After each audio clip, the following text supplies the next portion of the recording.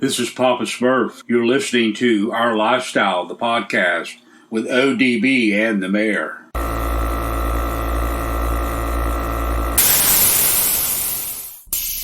Yo, it's Our Lifestyle Podcast, and this is ODB.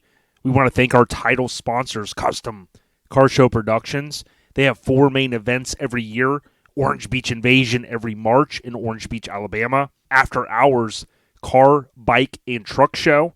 That is every April, typically at Hank Aaron Stadium in Alabama. Scraping the Coast needs no introduction every June in Biloxi, Mississippi. And then Bayou Showdown in Slidell, Louisiana every November. Also, big ups to our additional title sponsor, Mini Truck Showdown. This show is going down in June, Vegas, first weekend in 2022. So come on out and gallivant out to Las Vegas. This is your opportunity to make it out to the amazing city. Remember, what happens in Vegas stays in Vegas. Of course, that doesn't include our coverage of Mini Truck Showdown next year. And then lastly, part of the Mini Truck Showdown family, Kern County Showdown, which is going to be the first weekend in February in Bakersfield, California. Kern County Showdown, Mini Truck Showdown. Be there 2022. Enjoy the episode.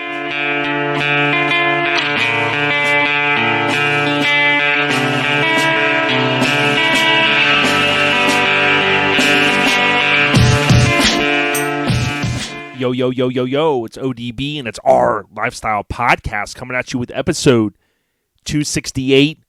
Merry Christmas, everyone. Or, of course, if you're day one listener, Christmas Eve. And I hope everyone's having a fantastic week, and hopefully you guys have a fantastic weekend. This episode 268 going to be a little bit different. Miggity Mike, the Mayor, he's out pretending to be the big jolly guy, flying around on the sleigh, of course. So more than likely may not be able to link up with him. Going to try to get him to do a cameo, but we'll have to see. We do have, hopefully, we've got Frank Iceman in store. I want to kind of do an unconventional episode a little bit, right? We talk about trucks all year, but we've long said with OLP, it's our lifestyle, right? Which encompasses so much, including, to me, the culture of when many of us grew up. And toys, obviously, was a big part of our childhood. So, Frank knows his toys. He's a collector, and I love to talk this stuff. And obviously, he'll do a better job than Miggity Mike. I mean, Mike, I don't know that he had toys when he was a kid. You know what I mean? He said that before, I think. So hopefully we'll link up with Iceman. But then I want to link up with the big homie Ruben. And again, this is going to be our best of 2021, kind of part one that will spill into next week. And we'll have so many more updates for you next week as well. Now, we do want to thank our title sponsors, including Custom Car Show Productions and the Mini Truck Showdown family. If you haven't heard, the next Custom Car Show production event is going to be the last weekend of March, Orange Beach Invasion. We're going to be out there. Beautiful venue, awesome time. And then, oh, by the way, a few months later, the first weekend in June, Mike and I are going to fly out to Las Vegas again. It's been a while since he and I were both out there for SEMA. We're going to be out there the first weekend in June for Mini Truck Showdown. They're on Instagram. They're on Facebook. Corey and team are continuing to kill it in terms of the updates with the event, and it's quickly becoming one of the biggest, baddest events on the West Coast. We're super excited for the first weekend in June 2022. So, the last episode recap, really, man, it was awesome. It was fun. Hopefully, the listeners enjoyed it. We had a ton of downloads. It continues to stay on the rise, as we always say. And we really just I didn't overthink that one. We linked up with some great people. And, of course, Sylvia, in my opinion, she killed it. She's doing fantastic stuff out there in Texas. And we were able to add another female guest, which really was a big part of our goal this year. We did better, and we need to do even better in 2022. So if you haven't got a chance, go out and check out that episode. And thank you to Lone Star Throwdown for the continued support. We're going to be out there the last weekend in February for those scoring at home for the annual event in Conroe, Texas. Now, of course, the registrations are sold out. I believe you have until February 1st if any of your homies want to transfer those. And, of course, even if you don't bring a vehicle, still fly out to H-Town, Houston. There's a ton to do. Of course, Extensive Metalworks always does their open house, and they'll be at the show, of course, as many vendors will. Come on out, Conroe, Texas, last weekend in February 2022. So what I'd like to do now is we're going to go ahead and call the big homie. Like I said, we're going to keep things fresh. I've been trying to keep it real deal Holyfield lately and mix things up a little bit so you don't get bored with just Miggity Mike, the mayor, and I. We've got a lot in store for 2022 with guests, with concepts, with different things we want to talk about. And I'm always excited at this point of the year because although I'm not a huge person with kind of New Year's resolutions, it does kind of give me at least a mental new slate to be excited about going into the new year. Setting some goals, at least in my head, sometimes put them on paper as well in my notes app, and just kind of say, hey, next year, this is what I want to do. This is what I'm going to do. So much more on that as we get sideways into 2022. But for now, we're going to link up with the big homie, Frank. I call him Iceman. You heard me say that before if you listened to the episode. Frank's a good dude. Let's jump right in. Yo, so as I mentioned, we're going to jump in here with Frank. I call him Iceman, dude. Frank Icenhour. How you been? Been good. How about you? Man, everything's been good. You know, I was thinking this year, instead of just posting trucks all year, got closer to the holidays, and I'm like, you know what? I'm going to do some old school posts with toys. You know, a lot of the listeners and just many truckers in general, we grew up in the same era, so I figured why not, man? And I know you love toys, so I figured, man, we got to link up with the big homie. Yeah, for sure. If y'all want to know anything about 80s and 90s toys and action figures, I'm your guy for sure. So I could probably go on for hours about it, so that shouldn't be a problem. I know, right? Well, here's what I was thinking. You know, I told the listeners earlier that, you know, Mike is out playing Santa, so I wasn't able to link up with him, but kind of the idea that I thought was I wanted to kind of maybe talk about, like, when you were younger, you know, being that we're around Christmas time, we were all excited going, you know, to bed Christmas Eve. And, you know, in the 80s, I remember some of the toys I got. I was a big G.I. Joe fan. But when you think back to those, you know, those epic younger days, you know, what were some of the toys that you just had to have or that you remember maybe even wanting? Oh yeah, for sure. There's a lot of them. I guess I'm a little younger than you are, so I was big into the Ninja Turtles. I was a really big Ninja Turtle fan when I was younger, but I didn't actually really like the Turtles themselves. I really was more of a fan of all the villains and all the weird characters. Mm-hmm. I liked, you know, Shredder and Bebop and Rocksteady, the Foot Soldiers, and then all of the different wild villains and characters they came out with was more my speed, I guess.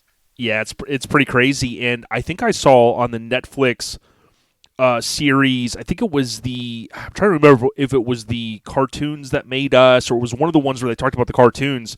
It was amazing how, I think it was originally two guys that were trying to get the whole TMTT, or Teenage Mutant Ninja Turtles, off the ground, and like one guy signed over the rights to the other guy, but I mean, that was a cool story. Yeah, for sure. It all just started out with they put out a comic book that was actually a lot different than like the cartoon and everything everybody knew as growing up. It was a lot darker, and in the first run of comics, Shredder actually dies in the first comic. They actually kill him, which obviously later on, you know, there was none of that. They were just beating up people. There was never any killing or anything. So it started out a lot darker, but yeah, it was just two guys who had decided turtles should be ninjas, and it ended up taking off. It's a wild story, but yeah, and there's a lot of collectors out there with that stuff. Two of my best friends, they're twins, and they were into karate stuff, right, when we were younger.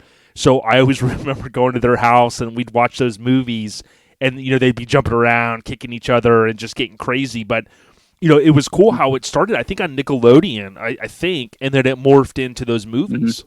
Yeah, for sure. Yeah, it took off, you know, with the movies and then the cartoon and of course everything else in between after that. So it's always basically almost had some iteration going, you know, up until modern times. They keep reinventing it and keep redoing it. It seems like kids still like it even to this day. So it's pretty cool. Yeah, and plenty of adults too.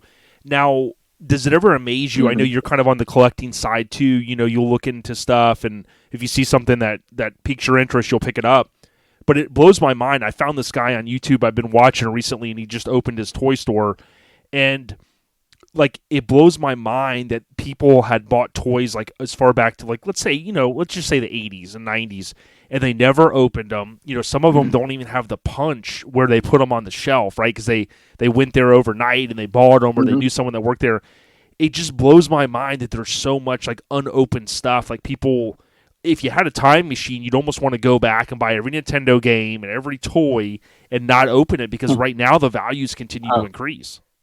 You would have done better on vintage toys than you would have on gold or silver or really anything else, as far as the value increase, especially in latter years. It's it's really crazy, I guess, with the prices a lot of this stuff fetches. And I mean, a lot of that stuff that's unopened and things, I mean, that's still just normal everyday stuff. It's not even necessarily that rare. I mean, it is to be in that condition, but they still made a lot of them, just not very many, survived, because no one was putting this stuff up to think it would be valuable one day, because that had never happened before with toys. They had never been valuable before. Nobody, this was a whole new thing from the 80s to now. But yeah, if people would have known, you could be rich easily. Yeah, it's little plastic men. Yeah, it's crazy. And even showed, my son likes video game stuff, not so much the vintage stuff, but I showed him recently how you probably saw, now you got people that are grading the video games, the unopened ones, and there's like a whole market for that. But like the Super Mario Brothers, like the original game, like not open, was like, hundreds of thousands of dollars. And I guess it's just some people want to collect. I mean, it's nothing, I couldn't get into it at that level. But I appreciate the fact that, like, maybe a museum, or you've got someone that has everything and has all the money and says, I've got to have the only one in the world or whatever. But to me, that's amazing, too, the whole unopened stuff like we were talking about. Yeah. Most of my collection it's mostly loose and complete, like action figures and things. Like one of I know with the Turtles, one of a couple of my best pieces is I have it's a Super Shredder, but it's not like the one you could just buy in stores. The normal one you buy in stores has silver armor and purple, I guess, like wrapping and skin, I guess you would say. And that one's not too valuable really, but they had a special one that you could get by mail-in way proof of purchase from Chef Boyardee Ninja Turtle pasta. And if you mailed away four proof of purchases and like $7 or $8, then they would send you this special mail away Super Shredder.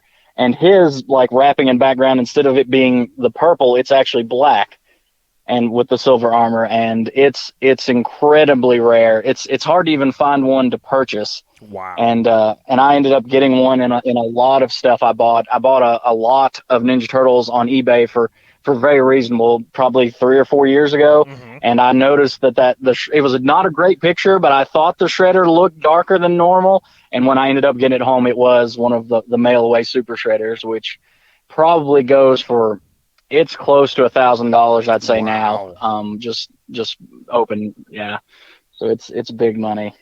Yeah, I kind of kicked myself because I had kept a lot of my G.I. Joes loose, and I got to a, like, this is going back to when my truck was starting to get finished, and Jimmy had the chassis out at, I think, at the Daytona Turkey Run, and I remember being out there, and I had listed just a lot of them, and they were broken, and I was like, I don't want to invest the time in the rubber bands and all that, but I sold them all except for the fridge, and the fridge was the same. He was the one you had to mail in for, and it came with the card and all that stuff. And then when they re-released the G.I. Joes, I think it was the 25th anniversary, I had went and bought a bunch of them, like at Target and stuff like that, and they did the mail-in thing again, which was cool for the medic guy, and I actually did it.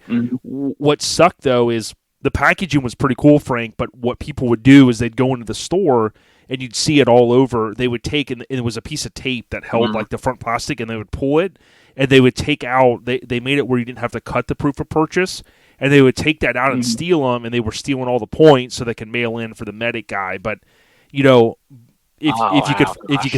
you could find them, then and that's what I did. I mailed in. I got it. It was kind of cool, and I eventually sold all that stuff because my son never got into it. But man, just what a great era to grow up in with all the action figures and stuff. Yeah, for sure. Kids nowadays, they're just really not into toys because they're just more into video games. I guess they're just not as hands on with stuff, and they really don't even make as much toys and action figures as they used to back then. So I'm glad that I grew up when I did, and I had a chance to have all those things. Yeah, I was explaining it to someone recently. I'm like, when your kid's like a year old and you go out to eat, you're like, the baby's, and then you're like, here's the tablet, and the kid's like, oh, ABC or Nickelodeon or whatever, stream this or whatever. Mm-hmm. So that tablet with like a free game or $1 game, like the entertainment value is so high. So yeah, it's almost like, hey, do you want this little doll girl or do you want this? Give me that tablet. I want the iPad Pro. So it is crazy how it is these days. But if people are into toys, and I know you are, if you haven't had a chance, the channel that I mentioned that I stumbled across on YouTube is called Sarge and Reds, and it's Reds with an apostrophe S, Sarge and Reds Vintage Toys. And about a year ago, it popped up in my feed. Dude, there's a video out there. He's got about 200,000 views on it. And he goes and he buys, like, as you mentioned, big lots of toys. Well, he bought this entire vintage toy collection in this house. And when you watch it, he goes through this house, and the house is abandoned. And it almost seems like it's been abandoned like 30 years. But there's so many toys still in the box, like the USS Flag. Some of the stuff it's mind blowing. Like, you watch this video, he's got a couple on there, and the amount of stuff, and it's unopened, much of it. It's just like, and then this house, like, it was like the people just fell off the planet of the earth. But he buys it. I won't say for how much. It's a lot of money. But then, of course, as you know, you can take that and sell it individually. Yeah, for sure. There's normally money to be made as long as you're not just buying it piece by piece, because this stuff, it's really just any of these popular franchises, they're worth just so much. I know HeMan and Master Universe stuff has just took off like crazy right now.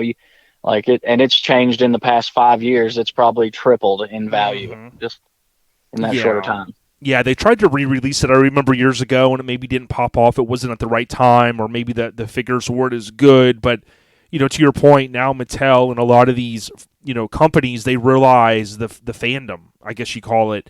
And, many people want to have it, relive their childhood and whatnot.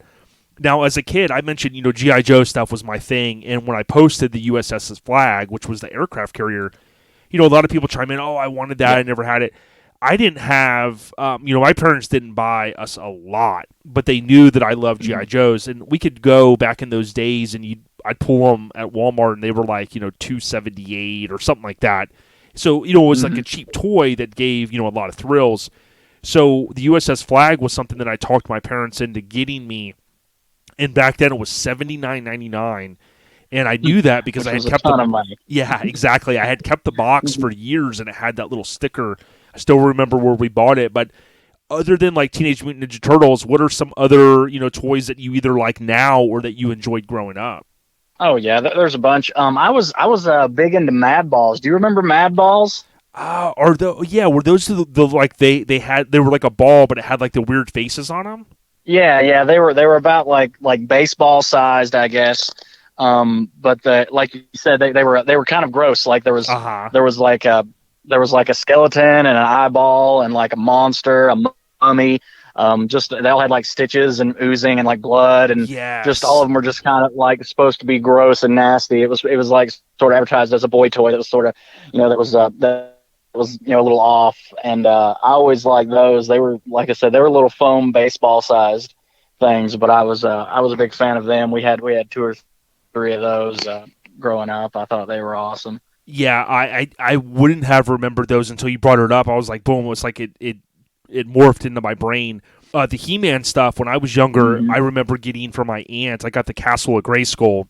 And several years ago, I had just that. It didn't have any pieces with it, and I gave it to a buddy. And, I just kind of was out of space. But I kept a couple of the figures. But to your point earlier, like, that stuff has come back. Now, I haven't watched, like, the new Kevin Smith. I think they relaunched the whole Masters of the Universe. But apparently, a lot of the fans liked it. Did you ever get into the He-Man stuff? Yeah, for sure. I had a lot of it. I had Castle Grayskull and Snake Mountain. I had both of them Mm-hmm. growing up. Of course, HeMan and Skeletor and Moss Man and everybody else. I had a lot of the figures. They were my favorite thing though from the line was always the slime pit. Did you ever have a slime pit? Do you know what I'm talking about? I don't think I remember that. Okay, well the slime pit was it was kind of like a playset that basically was like a skull head, and then it came with slime that you would put in the skull head, and I guess it was a bad guy, so like Skeletor would want to catch He-Man and like strap him into it, and then open up the skull's mouth, and it would like drip slime down on him. Ah, And as a young kid, having something messy with slime and stuff was just what more that could was you it. want? Yeah, dude, that's one I forgot about, man. Yeah, I'll have to look up, see if I find any commercials. yeah, Now, someone had chimed in on one of my posts. yeah. I'm sure there are. Yeah, oh yeah. Someone had chimed in on one of my posts, and they reminded me, and I had one of these, but like in the 80s, if you look back at some of the Sears catalogs and stuff, I mean Toys R Us as well, I think they were called Tyco race sets, and they were those little black tracks, and they had the little metal contacts on them, and you'd snap them together, and you could build the different tracks, and then you had your little trigger, and you pull that deal, and I think it was battery operated, maybe it plugged in, but those cars, obviously with the contacts, they'd race around, and those we thought were so awesome in my era. Yeah, yeah, I believe we had a track like that as well, and they were really cool because, I mean, you just didn't see anything like that back then. There just wasn't as much of that around like there is now. Oh yeah. Now, there's a guy on YouTube I watch. His name's Minty, and he does like the top 10 things you didn't know about a movie, right? And he researches it. He does a good job. I like the way he does his videos. But in some of his videos, I like when he'll talk about the toy aspect of a franchise. So, for some of our younger listeners, right, if we move into the 90s, something I never got into, but I love seeing the commercials now when I watch his videos, is like when the Jurassic Park franchise launched. I think it was in '93. There was a big push for all of that merchandise. Of course, Steven Spielberg, 10 years earlier had launched E.T. and then from then, all kinds of movie merchandise stuff. But did you ever get into the Jurassic Park stuff?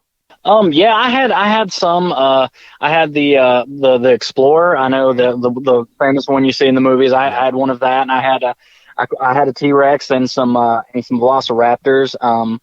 I had a big like T-Rex puppet that like was rubber and you could sort of use, so like you could use it to eat the other characters and stuff. But yeah, I you can't go wrong with kids and like dinosaurs. It's still going to this day. But yeah, I know a buddy of mine had the giant like gated playset that had the Jurassic Park sign and like the big fence and all that, and I always thought that thing was really cool, and it's apparently just a ton of money too if you have it with all its parts and pieces. It's just like everything else. It's just going up with all the new movies and everything. Yeah, my buddy and I, we were, one of my best friends. We were kind of at a certain age where we were out of that stage, but when you're talking about Jurassic Park, it made me think of around whenever the 3DO was a Panasonic system came out, video game system, and of course he had like every video game system known to man, and his parents, and they're still kind of like pack rats, right? So they would keep all of the styrofoam, and they after a couple of years they'd put the system back in there, and it was in the box and all that. But he had the 3DO, and I remember playing the Jurassic Park game, and those kind of came in those bigger long box deals that you'd pop on the, you'd pop the plastic on the right, and you'd open it up like the original DVD cases, and you'd have the game in there. And that game, man, was so much fun. There was a scene where, you're like in the Jeep, and then the T-Rex is like chasing you. I always remember that. Yeah, they made some good games based on some of the movies. They made some really good games like that one and some others, that's for sure. Yeah, definitely. Now, when you think back to the era that we're kind of talking about when we grew up, we talk about, you mentioned earlier how video games are huge now. I mean, it's like you can download free games and all this, and mobile games and whatnot. But were you into video games, or what systems did you maybe play, even if they were at one of the homies' houses? Yeah, see, that's funny. I was always basically more into, like, the Nintendo 64. I know physical toys, be it, action figures or something, or cars, even, Hot Wheels, things like that.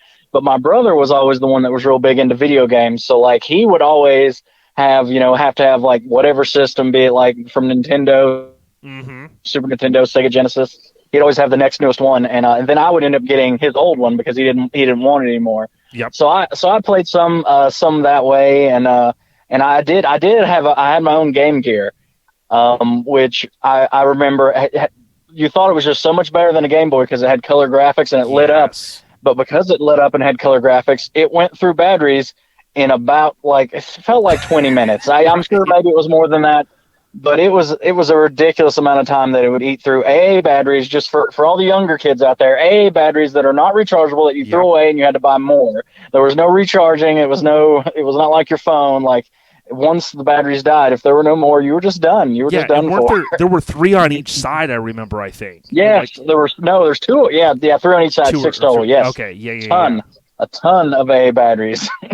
Well, and I remember all the accessories they made for that. Like they had the, you didn't necessarily need the light that you needed for the Game Boy, but they had all kinds of like magnifying this, and then they came out with the thing that you could like plug in and play the Sega games. Like that Game Gear, I guess in video game timeline, did really last a long time, although the battery piece was a pain in the ass.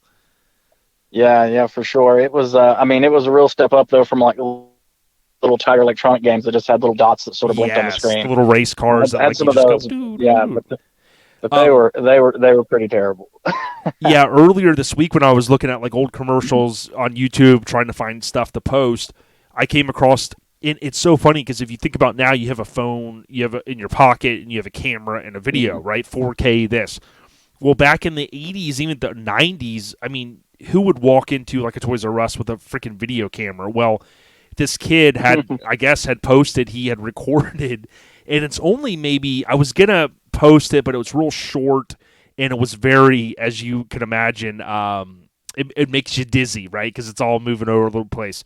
But it appears he goes into Toys R Us, and it's probably like around 92, 93-ish, and he's recording the video game section, and you see all these Game Gear games, and that was back when maybe they were still even trading them in because they had some of them in the little plastic bags on the shelf, but like you see all those black cartridges, dude. Game Gear this, Sega that, this and that was like the section he was in.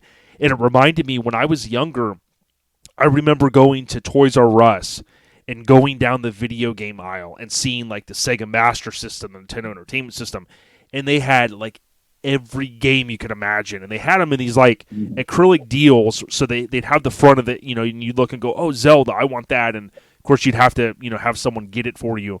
But, dude, like going to Toys R Us as a kid, for me, dude, that was like once like a year we would get to go, and it was like literally heaven, dude.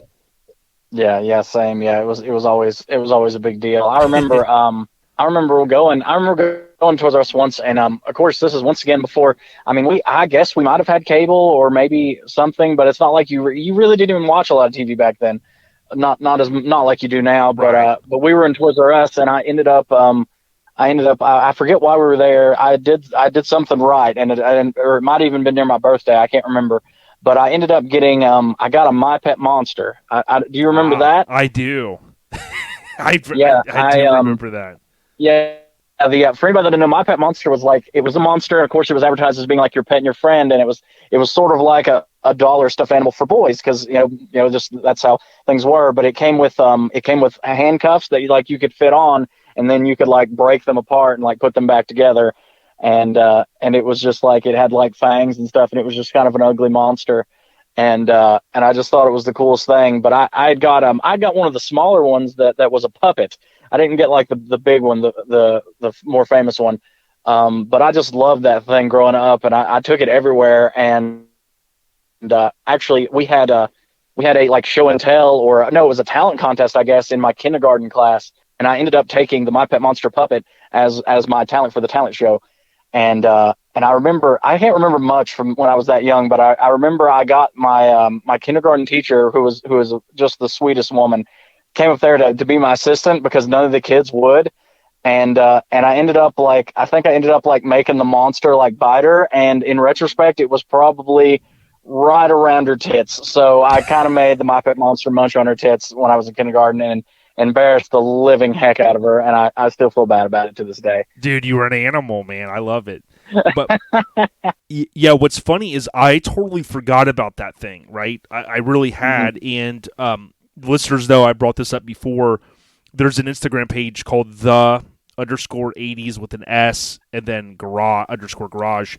And he, I believe he's worked at a toy store when he was younger, and he has like just this amazing collection of stuff, right? And many of us have seen it. But he had posted that thing back on December 3rd, and he said, who remembers this little fur ball? I loved My Pet Monster when I was a kid. And dude, like when I saw that, it was like, boom, it triggered this memory of like, oh, I remember seeing that. And dude, when you were talking, I just pulled it up on eBay. Classic 85 My Pet Monster with handcuffs, rare, $750, dude, with no box. Like it's like you said, toys. It is crazy. You know, some people probably listen and going, "Oh, I don't understand." You know, a lot of people collect different things. I collect CDs, you know, a little bit of vinyl, this and that. But like with toys, a lot of it might just be like having it on the shelf, and you look over at it and go, "Hey, that brings me back to a good time of my life." You know. Mm-hmm. Yeah, for sure. It just reminds you. I mean, it reminds you of a simpler time. It's I mean, at least for me, and hopefully a lot of other people. My childhood was really good. I had, you know, both my parents were really good to me and loved me, and I mean, we weren't rich by any means, but I had a few things, and all this stuff just reminds me of when I was younger, and you know, you didn't have a care in the world. You know, you didn't. Just everything was good. Nothing bad had ever happened to you. You know, like it was just a more innocent time, and I think that's the same for a lot of people, and that's why they collect all these things, and a lot of people want to do it. So there's only so much to go around, and it's caused the prices just to go up just so much. Yeah, and something else I want to talk about is like, when I got to, you know, the mid 80s, I mean, probably it was like 84, 85, start wanting to ride a bike, but you know, the Rad movie comes out, and then, you know, bike stuff was already big. You know, you'd go to the grocery store with your parents, at least in my era, and you'd see these bike magazines, these cool colors, and boom, I would, you know, want the magazine. But, you know, talking about how, you know, there was almost like a stair step to toys, you know, your infant toys, you know, as you get older, then you want different stuff. And I remember getting one used bike, which was the Mongoose I have, and then there was a freestyle bike that my parents bought me, like probably around 88. It was black and blue. I've struggled to find photos of it, but what I always thought to myself is, you just brought something up a moment ago. Recently, Mongoose re-released those old like Californian bikes, right? And they look really spot on. And what was insane is, you know, they're mid $450 price range, which, you know, for a lot of guys, I mean, they bought 4 or 5 of them. I thought it was cool. But to your point, it's like reliving the childhood. You know, maybe someone doesn't have the money to go, I mean, BMX bikes and stuff are, you know, thousands of dollars now potentially. So it gave people a way to go, hey, I want to build one. My son's going to ride it, daughter, hang it in the garage, whatever. But I do love how we've gotten to a point in our lives where, I don't know if you saw, but I guess there's a new version or a new division of Mattel, and I followed them, I think on Instagram or Twitter, and they recently did like a crowdfunded, you know, where like they sell enough of them, and they blew through that number, and they're going to re-release that I think it was called All Striker, the G.I. Joe fighter jet deal. And, you know, that to me is cool because, you know, if you get, you know, 10,000 people that want to buy something for $100 or more, why not do it? Yeah, for sure. That, I mean, it makes perfect sense. Like the demand's there, and you own the rights to it. You I mean, you should produce it for the people to, you know, so they can get some more, you know, relive some of that and get some of it back. Yeah, and another example of that recently was, didn't they do that? I don't know if you're big into Ghostbusters, but I think they did it with like the proton packs, and I looked at that, and that's those things were like they just, hundreds of dollars, weren't they? Just released. Yeah, it was like $400 for the new proton pack. Yeah, the replica, and of course with the new movie that came out too. I don't have you seen it yet? The new Ghostbusters. I did. I mean, I liked it. Did you see it? Yeah. I've already watched it. I thought it was really good. They did a really good job on it, trying to, like, I guess pass pass the flame on to a younger generation. I thought it was really, really good. And that's another toy line that I loved when I was younger, of course, with the big firehouse. It was, other than the flag, it's one of the biggest play sets, I guess, Yes. that I had ever seen as a child, which I guess it was probably the tallest because it was a couple stories, but and then of course the Ecto one that went with it, that was always a big deal that I was really a big fan of. Yeah, speaking of that, something I came across recently is I follow the guy Bob's Prop Shop on YouTube. Recently followed him on Facebook as well, and he does mostly a lot of the DeLorean time machine kind of conversions and stuff. But he's long been a huge Ghostbuster fan, and I think he even had a cameo in the one with the ladies. I don't know if it got cut or whatever, but long story short, he recently moved to Vegas and he bought this huge place, and it has all these different shops on it or whatever. But he recently announced he had went up to New York where the firehouse is at from the movie, and he basically, what he's going to be doing is he's going to recreate down to the stones the firehouse from Ghostbusters over there in Vegas, because he's got all the property, and I guess pending all kinds of approvals with permits and stuff. But you'll be able to go there, and he's going to make it like a fan experience. And he has an Ecto 1 that I think he's going to do an LS swap and kind of resto mod it. Mm-hmm. Pretty screen accurate, and then you're going to be able to go there and even drive the car and be able to he's got all these big plans, and he said he always wanted to do it. And I thought, man, that's pretty cool. Yeah, that would be epic. I think that would be really, really awesome. Speaking of Ghostbusters, though, I actually just had a new Ghostbuster find here lately. It's one of my best finds I've had. I go around to a couple local toy shows around the Tri-Cities, Tennessee, around Johnson City, Tennessee, and there's always a guy there, and he apparently he's an older man, and he's a really, really nice guy, and I've bought a few little things off him here and there. But I the last couple of times I saw him, he had two. It's the last Ghostbuster figures they released under the first line, the '80s line, before they canceled it. They're called Ecto Glow Heroes. Okay. And what it was is it was basically the original Ghostbusters and Louis Tully also, and they were all re-released in glow in the dark plastic. And all their weapons and their little ghosts and everything glow in the dark. And they even had little masks that go over their face that look like their face that glow in the dark to sort of make them almost look like a ghost, I guess, supposedly. Oh, right. I'm seeing it here. I just Googled it. I see what you're saying. Yeah, and they're where they were at the end of the line, nobody really bought many of them, and they weren't real popular, and they didn't make a lot of them. It was right towards the end, and I've always wanted some, but they're always just been so expensive. And he somehow ended up with two of them that were just dead bent on card. They weren't yellowed, they weren't bent, they just looked perfect. They looked like they'd been brought on a time machine. Wow. to lay on that table.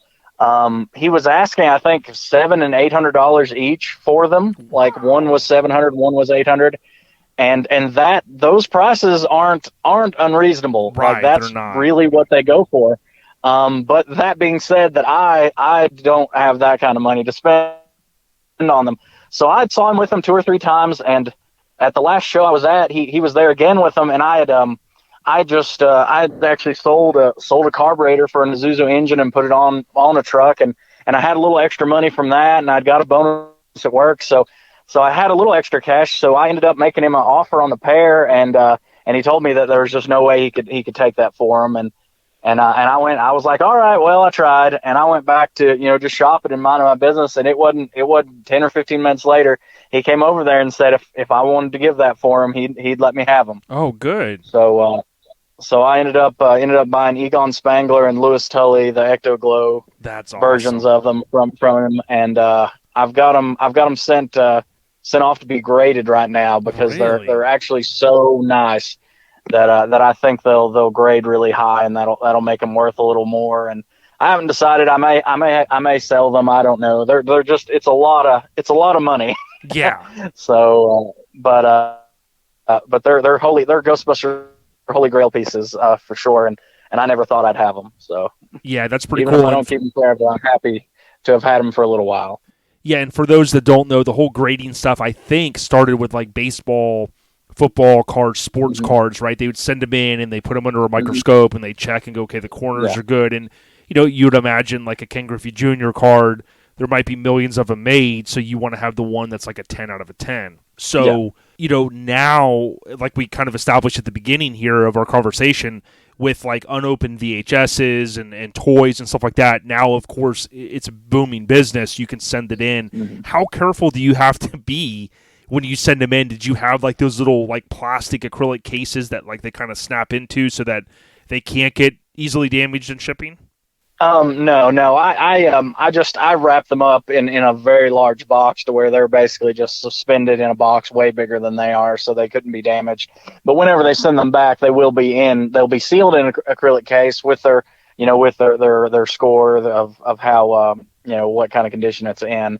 And that way, you know what you have, and then you don't have to worry about it, getting damaged or going downhill, because it's, it is what it is at that point. And then it helps too, because, most of the time people sell stuff on the internet anymore. And I mean, even with all the pictures in the world, you still can't tell what you can tell with you being in person and holding it. Right. So whenever something's graded like that, I mean, and like I said, I don't bother grading loose things or even most things that aren't very, very valuable. Sure. But as much as those are worth, then it was worth having them graded, because that way, if somebody did buy them from me, across the United States, well, they know what they're getting, and they won't be upset when they get right. there. So I want my money back or this or that. Exactly. Yeah. No, I think that's cool. And I guess the last thing I can think of, again, we've seen this on Netflix, but I also stumbled across, and if you haven't, or if the listeners haven't heard of, I've downloaded the History Channel app, of course, on the Apple TV, because I'll watch different shows through there. But I stumbled across, and like the very next day, someone goes, "Hey, check this out," and I was like, "Man, I found it last night." But there's a whole instead of like the toys that made us, it was like the toys that made America or something. And it talks about it's built on, it looks like a little bit of what we've seen from them with these different documentaries. But this one was cool. The part that I watched first was Hot Wheels, and it talked about the competitions between them and Matchbox, right? And I never knew the whole history of those brands, but it's pretty cool how Matchbox was kind of chugging along, and then, the folks that owned, I think Mattel, the husband, wife, or whoever it was early on, how they got a hair up the wild hair and said, well, they're not going to beat us. Here's what we're going to do, And it was like this cool concept of, I won't give it all away, but it ties into the California car culture, is how the Hot Wheels really got going. And you think about, I oftentimes forget to mention like Hot Wheels being a huge collectible item. But dude, we've seen some of the collections. I remember one of the Built to Cruise episodes on YouTube. Dude, the guy, massive collection. So, that's a whole nother episode in itself. You know what I mean? Oh yeah, for sure. I mean, and it's of course, Hot Wheels itself is, they've always had the treasure hunts and everything else, and they've been real popular. And of course, now I guess M2, makes the, the same size car, and they do all the C10s and everything, and all the different variants, and yeah, all that stuff is just so hot too. Just they make it in limited quantities, and of course, it's kind of hard to find some on the shelves. I know Hot Wheels has come out with a new Nissan hardbody, like a black Nissan hardbody that I've yet to be able to find. I've got to try to hunt it down, because it's it's one of the first real mini trucks they've made. So. Oh yeah. Well, I know we could talk forever about this stuff. If you had to pick, like, if someone were to ask you, like, what's your top number one toy all time? Is there maybe one, maybe two that come to mind that you're like, dude, this is it? Whether you own it now or it's one that you want to eventually own. The top thing. It's funny. It's a little. My number one thing I own with my whole collection. It's funny. It's not really a toy. It's sort of it's toy. It's related. My favorite thing that I own in my entire collection is I actually own a real Kids' Choice Award. The orange blimp that they gave out. I have a real, like, honest to God Kids' Choice Award. Okay, and, so the audio cut out there for a quick second. So you said was that the Nickelodeon Kid Choice Award? Yeah, yes, I have a real Nickelodeon Kids' Choice Award. Wow. The orange blimp that they gave out. It's porcelain, and you look through it, and it's a kaleidoscope. And I actually have a real Nickelodeon Kids Choice Award. So you know what question I got to ask is how did you come up with that? Well, it's funny. I saw it on eBay probably 5 or 6 years ago, and the guy was asking a lot of money for it, and I sent him a message and was like, "Well, how did you get this?" It turned out it was given for best video game to THQ Games for SpongeBob SquarePants and the Flying Dutchman was the name of the game. So no, it wasn't given to like Will Smith or something. You could have a better celebrity one, but I mean, really, I've never seen another one for sale. So I took what I could get. But apparently, this guy worked for THQ, and like he was just a lower person in the company, and he was told to clean out a storage unit. And apparently, in this storage unit was this Kids' Choice Award from the like late '90s. That's and awesome. So he figured out that it wasn't just garbage. And he decided to put it on eBay, and I forget he was asking over $1,000 for it. But I sent him a message, and I told him there's no way I could pay that. But, I could give him this much if he was interested, if it didn't sell. And it didn't end up selling. And sure enough, he got with me, and I ended up sending money, and he sent me over this Kids' Choice Award. It's really heavy. It's like I said, it's made of porcelain, and it's a kaleidoscope. Like you can look through it and at the light, and it looks all wild looking. But it was a real 100% Kids' Choice Award that was given out on television. I guess I believe it's '99. I think is when it was given. That's sick, dude. I love it. And I recently uncovered Skate TV, which was a show that I loved in like around '89, and actually has the dude that was in Scream. I always forget his name, but he also played in the Scooby-Doo movie. But someone had found the VHS and they uploaded them to YouTube, and I had just great memories. I've watched most of them now, but. Nickelodeon was the shit. People forget that was the stuff. A lot of us grew up watching. But, dude, Frank, man, it's been a pleasure. I love talking and discussing, toys, vintage stuff. Hopefully the listeners kind of appreciate it again because a lot of it, got us to where we are. We moved into skateboarding, BMX bikes, but we get to a certain age now, call it midlife crisis, whatever. We love this stuff, and I certainly appreciate, with the Christmas tie-in, you taking some time, man. You got anything else for us, Frank? Yeah, for sure. No problem. Always good to hear from you and talk to you about dorky stuff. That's my specialty. But yeah, if any of the listeners have got all their action figures from their childhood in a big box in their grandmother's attic and they would like rid of it, just hit me up on Instagram, Frank_Ice, and I will gladly take those off your hands. No doubt. We got Frank Ice, or I call him Iceman.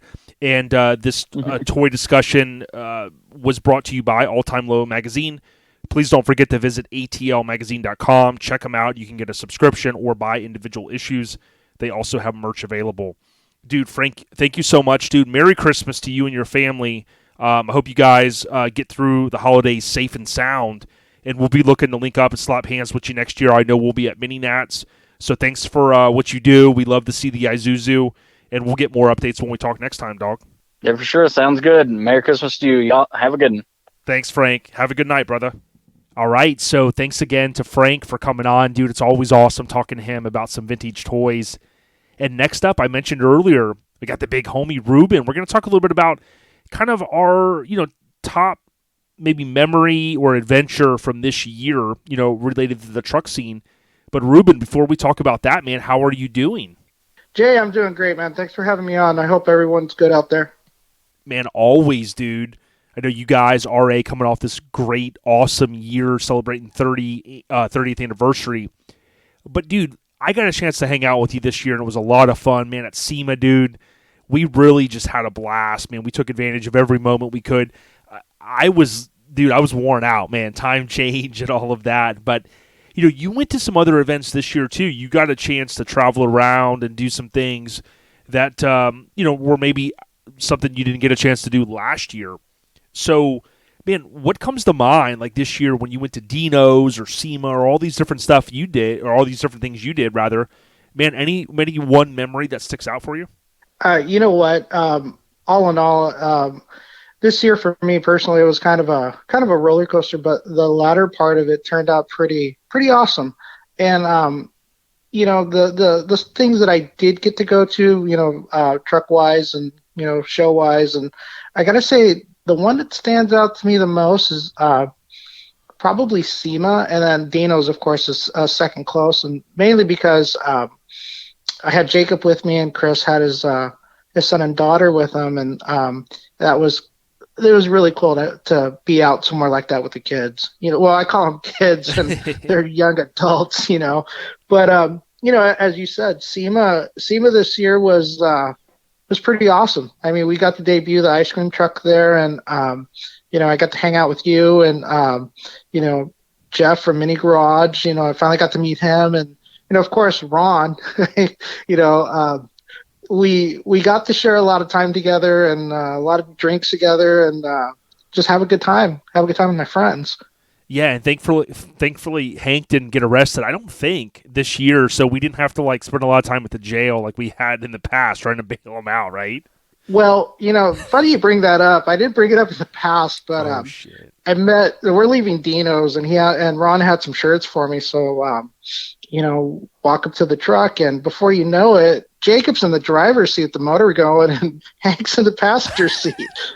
So yeah. Hey, luckily I was able to snatch him out of the truck before they took off. But hey, you can't trust that guy. Yeah, the next step is what they call thumbing, hitchhiking down the road. But Ron will catch up with them at some point, but and wrestle him into the truck. But yeah, to me, you came on board. We talked about this when we kind of did our SEMA preview. It was awesome to kind of have you on site there at CS Metalworks. But coming on board there, right, and kind of shifting your focus, you're doing something that you love, man. I mean, I've known you for now many years, and we became great friends. But I could tell you're a hands-on guy no matter what kind of industry you're in. And it's got to be a great feeling being there with the crew and having your hand in that SEMA build, however big or small it was. To be a part of that, again, at the later stages of it, at the final assembly stages of it, that last night that we were in the shop, and I mean, I was up for 28 hours, and so was everybody else, and I mean, I don't know, man, it was a great feeling. It's a good feeling to be doing something that you love to do. And I don't look at it as going to work every morning.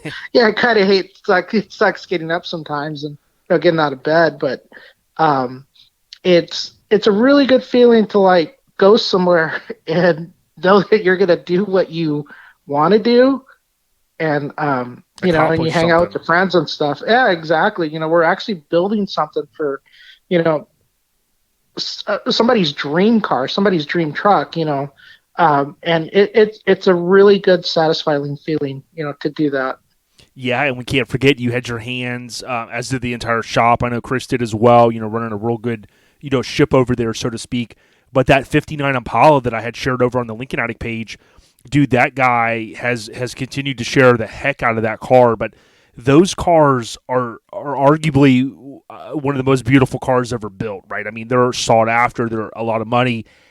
What was that feeling like, being able to get in there and work on that? Like, you're like, oh shit, I don't want to mess anything up. Oh, dude. I mean, first and foremost, I mean, the car is beautiful, and to think, okay, well, we're going to put AccuAir on it, and it's, we're going to bag it and whatnot. And the thing with it was, yeah, we're installing a modern suspension system, a modern air ride system, but yet you don't want to take anything away from what it was. I mean, I took a lot of time hiding battery cables and wiring and making sure you didn't see anything. And, that was a challenge in itself. But I mean, again, the trust that Chris has in me to here, you're doing this, do it. It just, I can't, express how much, that means to me, that he has that kind of trust in me to, hand me something like that. Yeah, Chris is a great guy. You've been a long-time supporter. Obviously, we have the connection that you guys have been friends a long time, and we certainly appreciate him and what you guys do. You can check out Chrome and Paint, all spelled out, on Instagram. That's the 59 Impala that we're talking about. Truly an amazing car, and kind of 1 year only, I think, with those taillights and those fins, and that's what's so sought after with those. But man, a couple things that come to mind for me when I think about all the money this year that was raised at different events for great people around the scene, whether it be Scraping the Coast, we saw it at Made of Steel, we saw it at Southeast Mini Truck and Nats, we started a lot of shows, and I can't name them all. I don't know them all off the top of my head, but just know there's a lot of good folks out there that are raising money to try to help people. You could be one of those folks you never want to be one of those, in a situation like that. But, there's a lot of folks that, are chugging along in life and everything is good. And then they get hit with a snafu, right? Illness or something. And, that stands out to me. There's a lot of good people like a Sean Rose as well. And David McGotti and some of these guys that continually step in. And again, they're not the only ones, but that come to mind. Ruben, at OBI this year was the last time I got a chance to see and hang out with my boy Greg Miller. And, I've got some photos when we were behind the trophy ceremony. Like, Greg handled that like a true professional, getting those awards out and getting people back on the road as quick as they wanted to. And, that sticks out in my mind because if you think about it, Ruben, we've talked about this before. You hang out with some people at a show, that could be the last time that you talk or hang out with that person. And that's what happened with Greg and I and everybody that Greg knew. That was the last show that I personally was at that he was at. You know what I mean? Right. And, again, the highlights of my year, whether show or car or whatever, but then, you got the darker times of this year, losing Ernie Macias. Yes. And I'm not taking away from Greg. I mean, I will call him a friend. I mean, we messaged back and forth mainly through social media, but I did get to spend some time with him at Forbidden Fantasy a few years back, and even got to go to dinner with him. And but we lost a lot of people. I mean, whether it's people in our scene, whether it's relatives, whether it's friends of friends or whatever, and as like you and I were talking about way before we started recording, it's like, when's this madness going to end? But again, with I guess diversity, it brings out the good in people, and it's humbling. It's a good feeling to see that. Oh yeah, and you think about the positivity that comes from something. A lot of the shows came together to pre-register Greg as a certain number, and I know like DJ Mays was involved in that, Waka from Southern Tradition, and other shows did that. But, you think about, like, when Greg passed, there was so much respect shown on social media. A lot of people that you don't even realize were impacted, right, in a positive way, and you had all these stories coming out. And, that resonated with me because Greg really did kind of touch the minds or souls or, the insight of people to maybe give them that final push they needed to, like, start a business or, to finish their vehicle. And that always, stands out in my head as well. Right. One of our other boys, though, look, I want to kind of, on a positive, I've got two last quick things I'll mention. It was great seeing Greg at OBI, and then, their next custom car show production event was at Scrapin'. And it was tough because Greg wasn't there. And I mentioned, there was a lot of money raised for Greg. So thanks everyone that contributed there. But, one thing that was a positive for me at STC was, got a chance to hang out with my boy Tim Davis. Tim and I have become good friends. And, he's got a lot of, to use Ronnie's word, lineage in this truck scene, right? With his brothers and some of the homies. And Tim, we had him on as a guest, one of my favorite shows. But getting a chance to go out there, like Vic, and I rolled together. We had some challenges with the tires rather.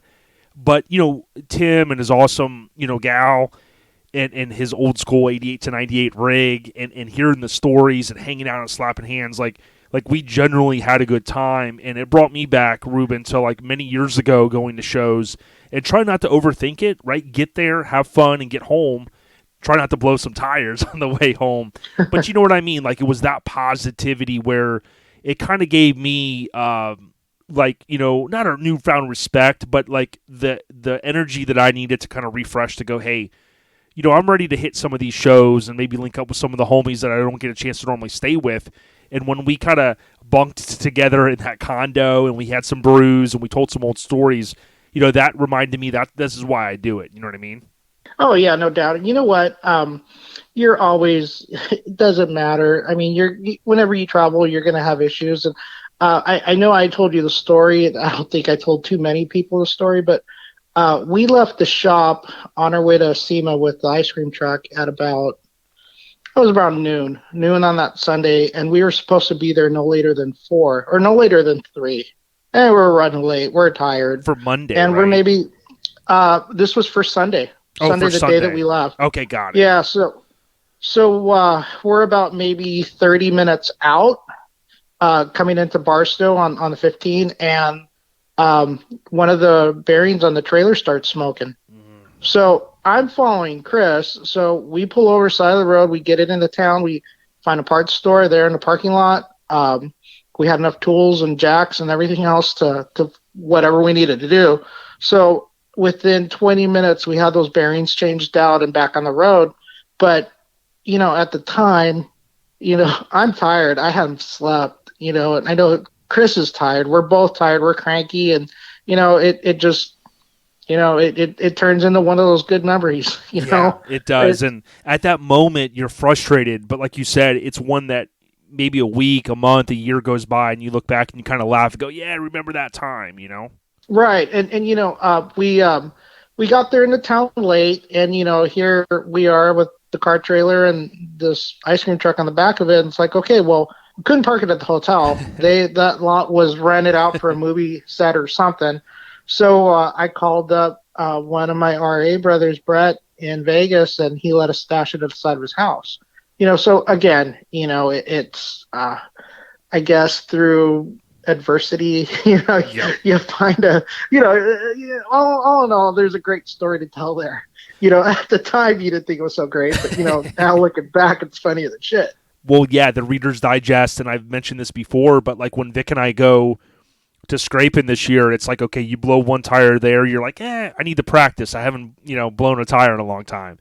Coming back, it's like, I don't need any more practice. We blew 4 coming home, so literally, quote, 5 new tires they did sit a while, on the trailer, which doesn't make them brand spanking new, but, that one of those tires that blows like on Sunday at, 2-3 in the afternoon on the side of I-10 in the middle of like the Panhandle area, and you're like, there's no one going to be open. There's this, there's that. Right. And it's like, instead of stressing, like, I was a little frustrated, but I didn't stress because I'm like, you know what? We're not going to give up. We're not going to like buy a house in this town and just not ever get home and see our families. Like, there's always a way, right? And we had people help us out. Mike and Shannon called, and local guy comes by. Now, granted, it costs some funds, to get a tire on the side of the road and mounted, but again, the moral of the story I think that we've all learned is that there are frustrating times, and tensions can be high, but it doesn't mean that it's the end of the world. You'll get through it. Right. I mean, you just have to kind of grit your teeth and just bear through it, and Yeah. it'll be over soon enough. enough. Well, the last thing I was going to mention, I didn't want to forget this, but earlier this year I had an opportunity. Jimmy and Tim at Jimmy's Running Customs, they worked out some of the gremlins I had with my truck, fuel system, complete this, change the rear bags, fix some leaks, do a bunch of stuff. But Ruben, as you know, what that all really manifested into was I was able to I had a goal to take my truck to 2 shows this year. I took it to Mini Nats, Jason Bell and team, one of our favorite shows, loved that event up there in Maggie Valley. But, I rolled solo up there. In hindsight, it wasn't a good idea. I rolled solo, had the bada bing on the trailer, all that was good, but I didn't bring a jack. I don't even think I had a spare tire, and I hate to say that. I mean, it was like the wrong thing to do. But I did make it home safe, and then I also took it to scraping, and I got a chance to take some really cool photos with my brother, Vic and Tim Davis, who I mentioned earlier. But, for me, the truck had been off the circuit since October of 2017. And, that's a tough time for me every year in October because that was when my dad passed. So, my dad passed right before that event, took it to the show, and I just was like, hey, out of sight, out of mind, But, Right. Jimmy and Tim, they, handled it with kit gloves. And I got to say, tip of the cap, thank you so much to them because, for me to bring it back out after so much time and people got a chance to see it that had never seen it, was a great feeling, and I appreciate the truck community for, always standing by me, but also, always tipping the cap, saying, hey, it's one of their favorite trucks and stuff. Like, that means a lot to me because Ruben, as you know, in this truck scene, one show you're cool, you got a cool truck. The next show it's old news, and to have a truck that's been out about 10 years, I got to thank everyone for that. Always, post a nice comment or a good word. No doubt, no doubt. And man, you deserve it. At the end of the day, dude, you deserved it. You paid your dues, buddy. Well, I appreciate it. And the top truck scene or memories/adventures from 2021 is brought to you by, funny enough, Southeast Mini Truck Nats. You can go to Southeast Mini Nats this April, coming up in Maggie Valley. You can also find them on Facebook and Instagram, Mini Nats. Check it out. Ruben, I think I'm going to wrap up the rest of the episode. But I do want to thank you for your time. But I also want to say again, during the scene updates, I'm going to mention, RA. So I'll mention it now. Tip of the cap, dude. 30 years. I know a lot of brothers and sisters have been doing it for a damn long time. As we get sideways into 2022, NC and ST, we're catching up to y'all. So, you best be ready. Right on, no doubt, dude.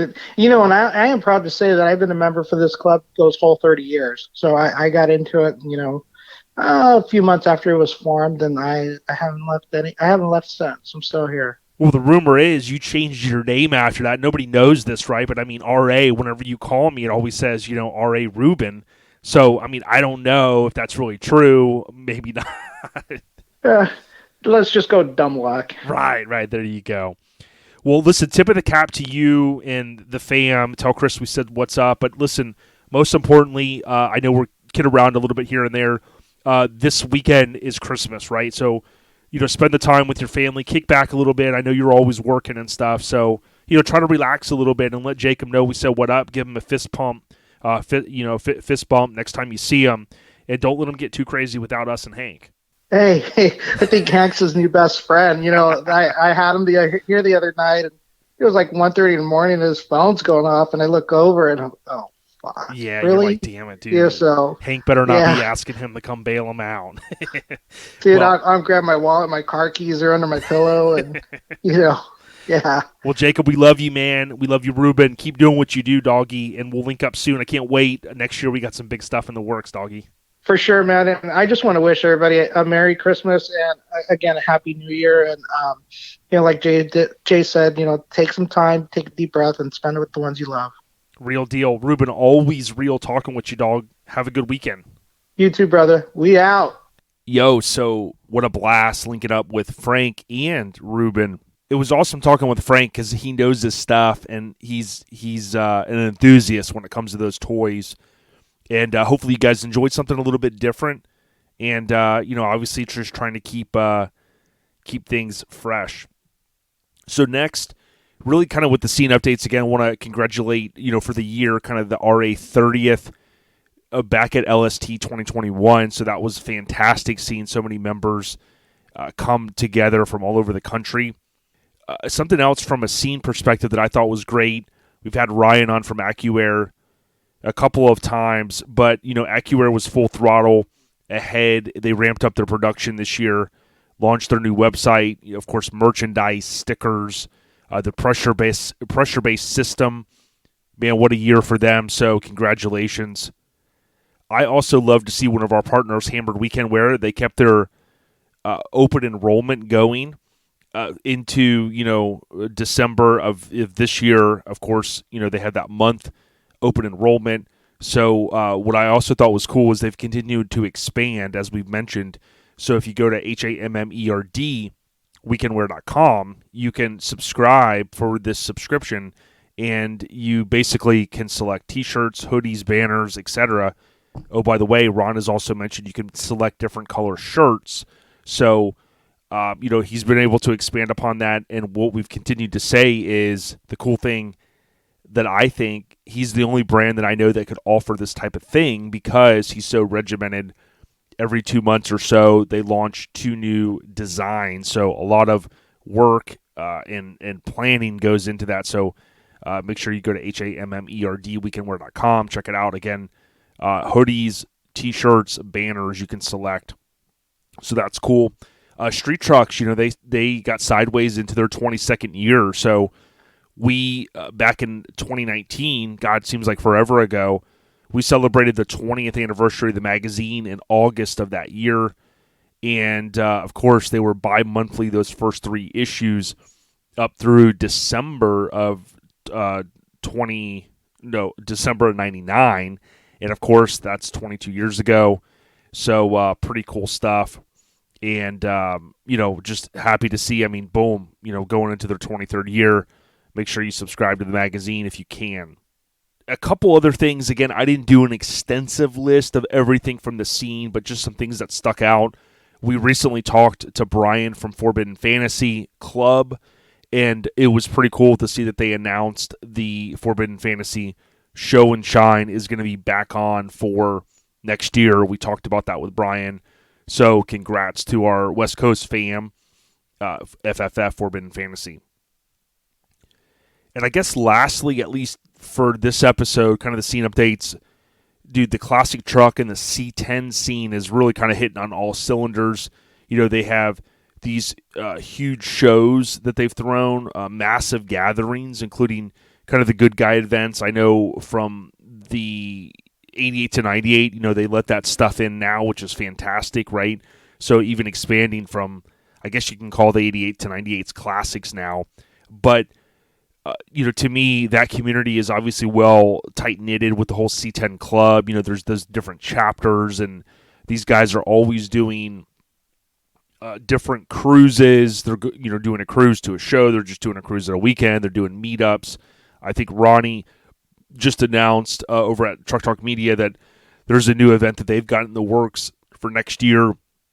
So you can go out and on his social medias and check that out. But, that community is so big, and I can kind of reinforce that because when I went out to C10 Intervention with Street Trucks, it was really an honor to go out there. What a fantastic weekend, shutting down the main thoroughfare through the little town there in Woodland, California was just amazing. So I know that event is full steam ahead for next year. I'd love to go back out. I'm going to kind of see how things go. But, again, those are some of the highlights, at least, that stuck out for me. There's a ton of other awesome things that happened, and, I'll give a nod to Ed Eister. So, Ed, we've established, we had him on as a guest. It was cool to see him bring his truck back out after kind of sitting dormant for so many years. Madhu and so many other folks helped out, right, to get the truck running, fixing a couple of issues here and there. So, a Mazda extended cab, topper, Colorado custom wheels, old school vibe. Really, the sky's the limit for, whatever he can accomplish with his awesome truck that he chose to keep all those years. But, those are a few things that stuck out that I wanted to cover on this episode. Scene updates brought to you by Garage Gear Clothing. You can visit garagegearclothing.com. They're, of course, also on YouTube, TikTok, Instagram, you name it, different social media platforms. But the unique thing about Garage Gear Clothing is not only do they have the ladies taken care of, the dudes, of course, they've got the kid gear as well, and all of it is free shipping in the United States. Check them out, garagegearclothing.com. All right, the key show updates.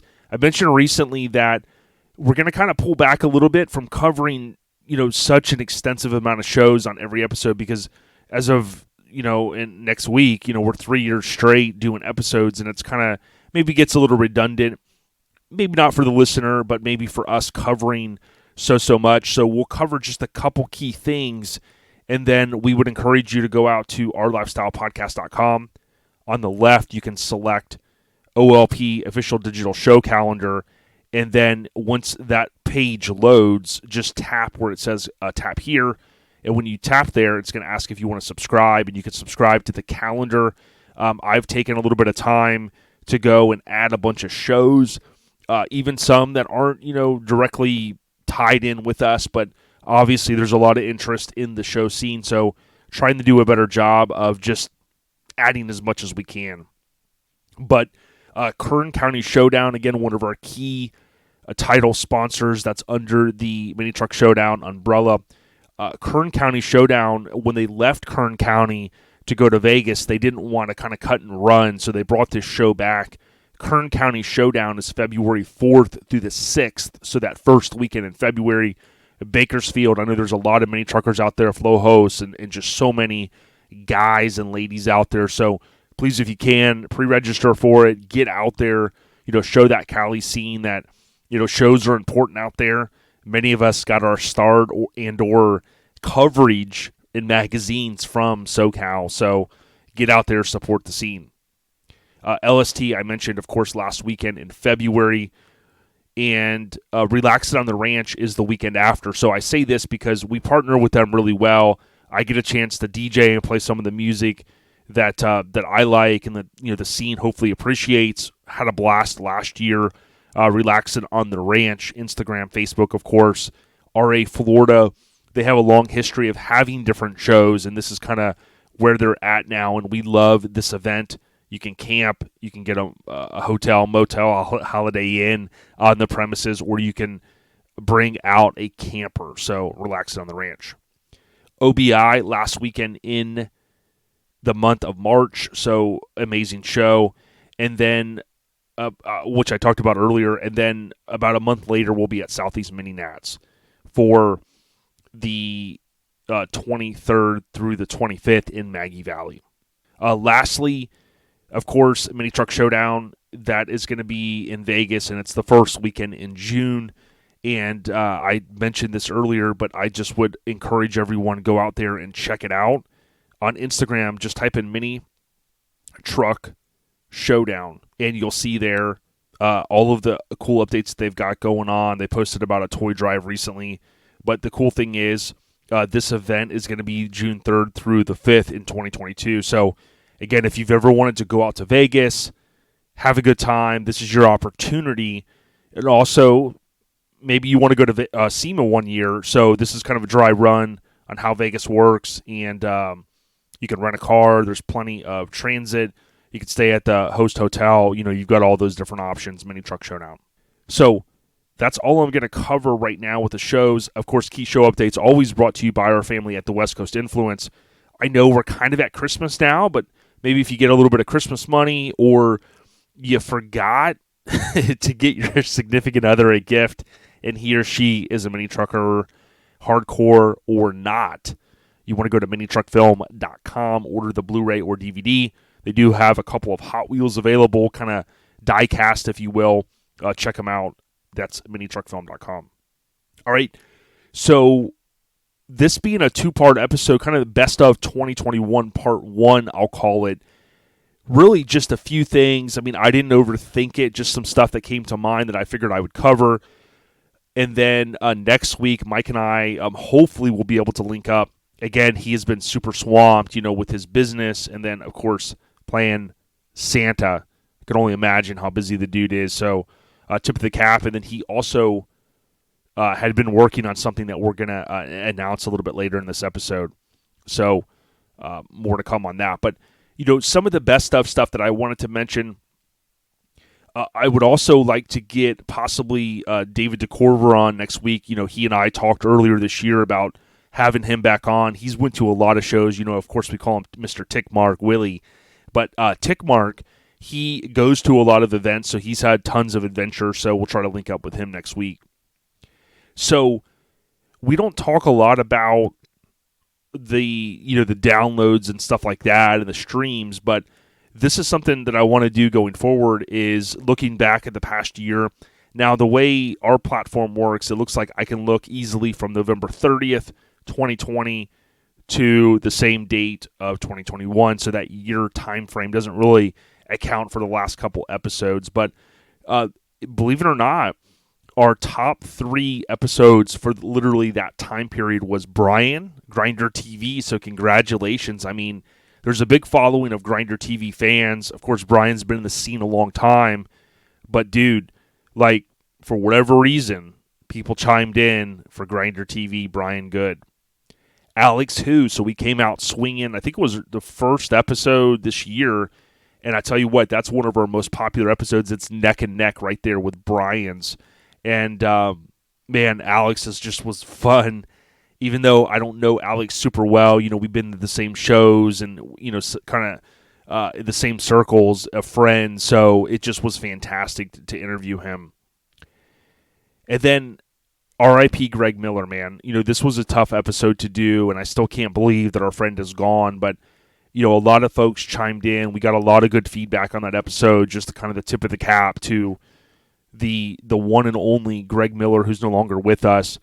Hopefully, we did our homie a little bit of justice, right? Just taking some time to pause and talk about the man and have some of his friends on and close folks. So there's a lot of other episodes, like Low Riding with Joey Majestics, Ernie Macias, No Regrets, NC Rob Rodell, Next Gen Mini Truckers, Heather and Joey, Down for the Scene, and then Street Trucks LST AccuAir updates. All of those kind of rounded out the top 10, believe it or not, and they're all neck and neck within a few streams and or downloads. So if you want to push one a little bit higher, go back out to your favorite podcast app. The easiest one is Podbean. Podbean hosts our podcast, and the key thing there is you can go back and listen to any episode. So pretty cool stuff. Now, from a music standpoint, not really best of, but I know big news this year was Dusty of ZZ Top passed away, and that was a very sad thing. ZZ Top is that long, storied band from the late 60s, man, that are still doing it. Billy Gibbons, obviously huge into the car culture, and, I love so much about ZZ Top's music. I've revisited a ton of albums that maybe I didn't get a lot of listens when I was younger or never even listened to, and just love this band. They actually made news recently. It was reported that they sold their catalog of music, and we've started to see this from, the Bob Dylans and Springsteens and Fleetwood Macs, right, selling their entire catalog. And I know some people probably go, why would you do that? The amount of money that you can get in one transaction is amazing. They can, pretty much retire. Their kids are set. And a lot of it, then can be used to license that music, right? So we've seen this. I know a lot of us don't watch a lot of traditional TV, but when you see commercials that have music in them, that music kind of is like, wow, it brings you into that brand, or you're like, oh, what is this? Or it catches your attention, and that's where a lot of it is used. And we've seen things like with different videos going viral. If there's a particular song on it, then that song gets started to get downloaded a ton or streamed. So, there's a lot of different plays, so to speak, with the whole music stuff. But, ZZ Top, I did want to mention that. To me, one thing that I appreciate is Eminem continues, he's arguably one of my favorite, if not favorite artists, and he continues to launch, new merchandise. He opened up the Mom Spaghetti kind of satellite little restaurant up in Detroit. Continued to put out new music. I mean, I love The Last One Standing. It's one of my favorite songs of the year.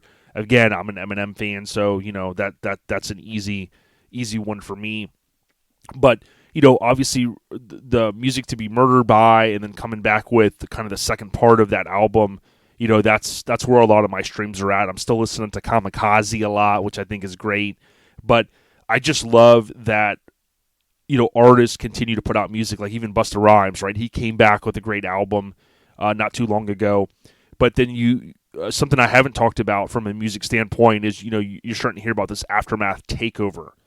And, you're starting to see it recently for the gamers out there. The GTA franchise launched, quote, The Contract, which was like that new update.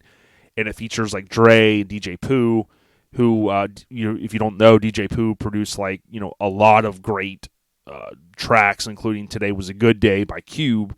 But, longtime friends, Dre and Pooh, and, that stuff was huge, right? So then now there's all these unreleased songs that hopefully will get released as a GTA soundtrack or something like that. But a lot of those have leaked. Of course, they're on YouTube now, so you can listen or you can hear them in the game. But you've got that, right? And new music from Dre, which isn't always something that drops. But then he mentioned on Instagram that they wrapped a new album, and it's probably going to come out, I'm guessing, January, February. You've got Aftermath with Snoop, Dre, Kendrick Lamar, and then Mary J. Blige. They're going to headline the Super Bowl halftime show. So a lot of cool stuff coming. But again, I think it's insane. I've said this before. Dre had hits And he's been doing it in the 80s, the 90s, the 2000s, the 2010s. And, of course, he came out swinging in the 2020s with the Eminem albums that have already went platinum. And, here he is going to, launch another album. So, I mean, literally 5 different decades. It's hard to say there's someone that's greater than him. Maybe like a Quincy Jones and guys like that. But regardless, man, I mean, just insane stuff. So a couple things, there from a music standpoint. Now, my favorite Street Trucks cover, I kind of looked back at all of these, and I knew in my head it was going to be Billy Bob's, right? So this one was shot literally by Not Stock Photography at LST 2021, and it ran shortly after that. They kind of had it planned out, my understanding, but then also Ron at Hammered Weekend Wear launched the new shirt. So all of the stars aligned on this one. We're so happy for Billy and the success that he's had. Of course, he topped it off, icing on the cake, in the Engaged Media booth at SEMA 2021. So amazing stuff. Billy Bob is one of the nicest guys in the scene, hardworking dude, just a well-rounded guy, and he'd do anything to help you out. So Billy Bob, tip of the cap. My favorite cover this year, again, Not Stock Photography. But I must say my favorite full-size was Dave Schulman's. So the Navigator, love that SUV. Obviously, Fat Fabs killed it. Dave drives this thing everywhere. I definitely would love to own that truck, but seriously, amazing build. We got a chance to see it several times this year, and it's always a pleasure seeing Dave with the truck. And then also, of course, the Eric Cryan did the crazy interior on that. So amazing stuff. Tip of the cap to both those guys. And they were both shot by John, Not Stock Photography. All right, favorite HDWW shirt. So I'm going to start this one each year. And, Ron, again, launching 12. Mine was DJ Mays' S10, right? I love this shirt. I love the colors. DJ Mays, square body, one of the cleanest, most awesome minis, S10s out there. I love it. I'd love to get a photo of our trucks together at some point.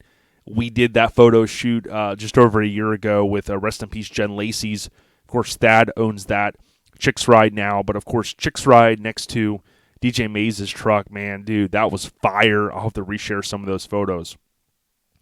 But I must say the golf cart shirt was also one of my favorites. I just wore it last weekend, and I was at a local bar restaurant meeting up with a old homie, and someone said, dude, I really like that shirt. I get hammered on the 19th hole. So, dude, Hammered Weekend Wear, they continue to release fire. Check them out. Support the real deal. Now, my favorite garage gear clothing shirt had to be the Apache. Reason being, my dad had a 59. Loved that truck. And I love all the stuff that garage gear clothing does. But their Apache shirt, to me, kind of hit a chord. So, good people, check them out as well, Garage Gear Clothing. We attended a ton of shows and events this year. I didn't even go back and make a full list. But, everything from, Trucks and Cheeseburgers to SEMA to, the big out-of-state shows like Mini Nats and Scraping the Coast and LST. I'm just very fortunate to have went to so many shows this year, even to California, as I mentioned, for C10 Intervention. And Carlos really took care of us out there. Really, really stoked. I didn't say this earlier during kind of the show schedule, but really, I know I say this every year. I am going to try to tone it down a little bit next year and just do more family stuff here. My son is going into 11th grade next year. And, just trying to do the family thing. And obviously, I got plenty of stuff here to keep me occupied. And that's one of the reasons why I did start the podcast, so that we can bring so much content to everyone without having to, go to every corner of the globe. In addition, we're obviously going to announce some more things very soon. But I've continued to say this. We're going to continue to ramp up our video content on YouTube. So we've got some things in full swing over there that we're going to get going. And, we're going to fresh start 2022, so we're looking forward to that. So not to prolong like a whole nother section of the episode, I did want to say just kind of generally thanks to everyone that left us a rating through iTunes this year. I really appreciate that. Apple Music, iTunes, you know what I mean. But if you're on an iPhone, make sure you go into the pre-installed podcast app and go to library, tap OLP, scroll down, all the way down, and tap a 5-star rating. You can also write a review. That really helps us out. We certainly appreciate those. I'm going to pull it up here in a second and see if there's anything that we missed, and we'll cover those. Now, the announcement that I wanted to make for this episode is on Monday, we are dropping something special. I think people are really going to like it. We've kept this thing under wraps a long time. It's really been in the works. Literally, I looked back at some of the emails, 6 months. So, we get some of this artwork and we strategically wait until certain times to launch it. But we're super excited for this one. And I'm happy to announce for the first time that I can think of for our major shirt release or artwork release, there is no pre-sale. So what does that mean? It means that we ordered a ton of inventory. It's already been printed. It's already been shipped. It's been received. It's been bagged and tagged thanks to Mike and Shannon. And when you order Monday, it's going to ship literally the next day.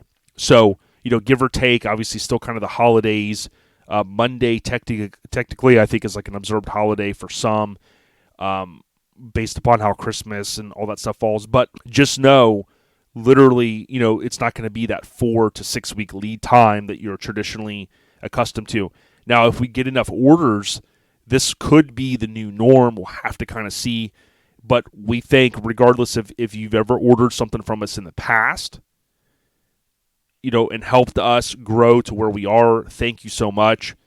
If, you're new to the podcast and you're checking it out because of this episode, or you want to show some love, go to ourlifestylepodcast.com.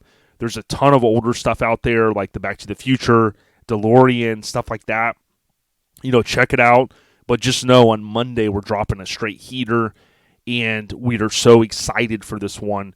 A nod to a couple of just great dudes in the scene. And, we're fresh off the Mini Truckin DNA shirt, which was 2 ladies. With this one, we've got 2 guys' shirt, if you will, and we're super excited to launch it. So just know, Monday, ourlifestylepodcast.com.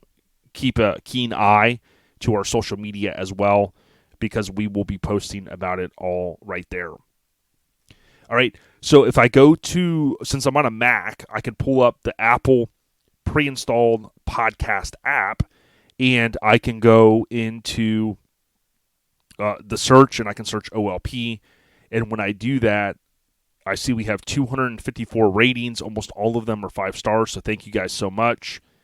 And I don't know that we've had any recent reviews. It looks like the last one was in October. So, again, even if you just tap the 5 stars, that's huge. Go a step beyond. You can write a review right on your phone or iPad. It's super simple. It really helps us out. Please hook us up.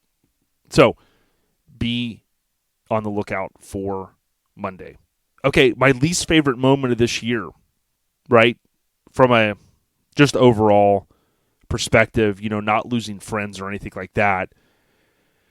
But it was the Packers' loss back in January. I really think Rodgers could have ran for it. Maybe that's why he's back with such a vengeance this year. It's kind of like when Eminem drops an album that he kind of feels like was a dud, gave him the energy and the focus to come back with Kamikaze, right? So hopefully this is Rodgers' Kamikaze year. He's playing really well. Obviously, we're starting to get into the playoff time, so we're super excited to see what's going to happen as we get through here. The cool thing is, man, Papa Smurf would be smiling.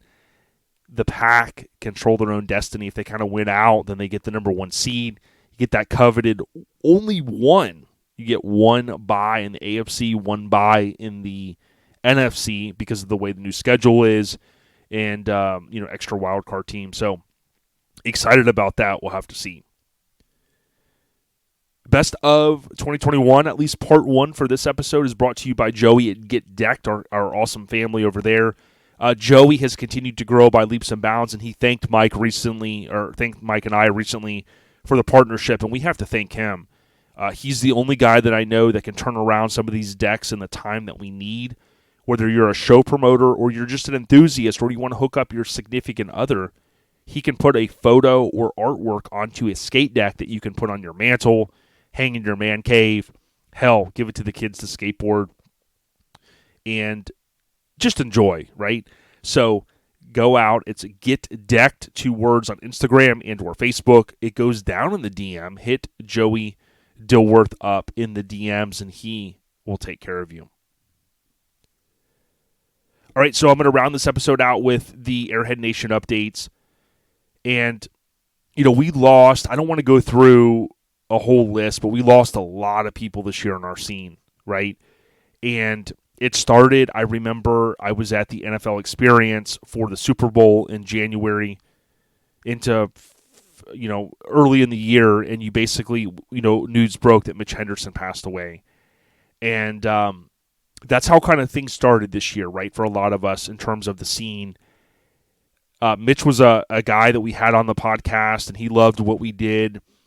His son-in-law had reached out to us, and we were happy to raise some funds, a good amount of money to send to his mother, and we're proud of that. We helped several people this year, including Vic Figueroa. I know Made of Steel, they stepped up, and they helped Vic a lot. And we, tried to do our best, and we helped as many people as we could by sending money, by pushing GoFundMes or whatnot. And I just want everyone to know that we're going to continue to do that. Mike and I don't take any money from the podcast. We continually reinvest it in, because just when you sell 100 shirts or whatever, you're buying even more shirts from Graphic Disorder, and obviously stuff isn't cheap. Great merchandise costs money, and it gets reinvested in. And for what's not reinvested, a lot of it goes back into charity-type contributions. So, when you guys are buying stuff from us or coming by and slapping hands at a show, we certainly appreciate it. If you're picking merch up, some of the aluminum signs and things like that, it really goes a long way. We try to help as many people as we can. And when we're not helping folks, we're reinvesting back in for more merch. It's kind of like a drug addiction, right? You sell shirts, you got to buy more, you got to keep the fiends happy. So, in all due respect, with that analogy, we appreciate everyone. We've talked about it. I mentioned it earlier. Greg Miller, Ernie Macias, Neil Stark, the famed Danny D. I know Acrophobia. Justin Benoit recently lost his wife, and there were other folks in the scene that we lost this year, and I didn't make an extensive list only because I didn't really want to dwell on the loss of our friends and our folks in the scene, but I did think it was important to mention that we do our best to post about when each of those folks pass away, unfortunately, and kind of keep everybody abreast. We do continue to keep the legacy alive for some of the bigger names in our scene, and we'll continue to do that. If there's someone in our scene that had built a truck or something like that, you can always email us. If they passed away, email us the anniversary of their passing or a photo of their truck, and then we'll do our best. I'll add it to my calendar, but it's ourlifestylepodcast@gmail.com. Just know if we post about one particular person, we're not trying to say one person that their life was valued more than others. There's some that had a bigger impact in our truck scene and impacted more people, but it doesn't mean that person was, of greater significance than anyone else. But thanks again for all the likes and the love that we get. We appreciate it. Thanks to Hammered Weekend Wear again for sponsoring the Airhead Nation updates. It's HAMMERD, weekendwear.com. So I'm sure I forgot something, but guess what? We'll be back next week. Next episode, we're going to cover best mini truck, best old school mini truck, best truck, right? New category. I know we got a little bit of flack in the past. Oh, there wasn't full sizes. I know Brandon mentioned that too. And yeah, I totally agree. So what we're doing is ramp it up. Again, it costs money to buy the awards. And we're doing, which Welch's Chop Shop's going to take care of those for us. So thank you so much. Best truck, again, so we got best mini, Best old school mini, best truck, which could be a mini or it could be a full size, so don't get me wrong there. Best show that we thought this year, and then contributor to the scene in 2021. We've got this stuff lined up. It's going to be cool. We can't wait to share it with you guys next week. Thanks to all of our partners, including Custom Car Show Productions and Mini Truck Showdown family. We're super excited for 2022. And again, thanks for rocking with us for these 6 years or so. Keep the pedal stomped. Be safe. As Ruben said earlier, spend the time with your family and loved ones. Have fun. Don't pop too many wheelies on those old school BMX bikes. I know you guys want to. But seriously, have fun. Spend the time with your fam. And stay on the rise. Hopefully we'll get Miggity Mike the Mayor back next week to talk some trivia.